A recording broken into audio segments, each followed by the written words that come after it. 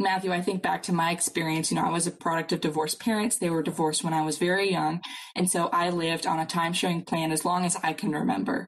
And my schedule, I was at my dad's Wednesday, Friday, and every other weekend, which I know at the time was a pretty standard time sharing plan.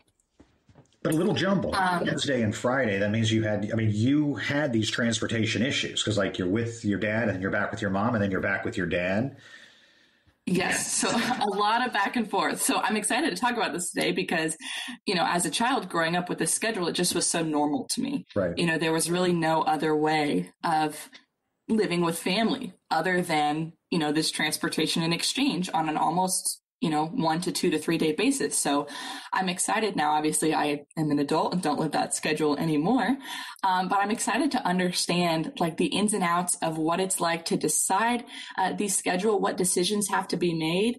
I'm excited to learn like what things were my parents' choice and what things maybe weren't. Right. So I feel like I'm going to personally get a little insight on like my entire upbringing. Today, which I'm excited about. But before we get started, Matthew, is the transportation and exchange portion of the agreement typically a challenging one for many parties to agree upon? I know for me, for example, those exchanges typically happened during, around the school days. One parent would drop me off, the other would pick me up. But then on Friday nights, of course, I would transfer from my dad's to my mom's if I was at my mom's for that upcoming weekend at a specific time, and the same people always drove me.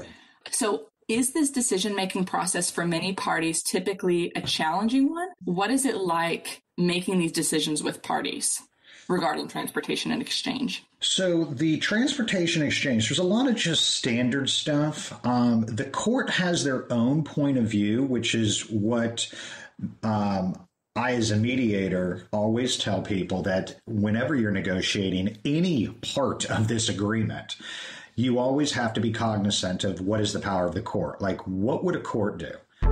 Hi, my name is Sydney Mitchell. Hi, I'm Matthew Brickman, Florida Supreme Court mediator.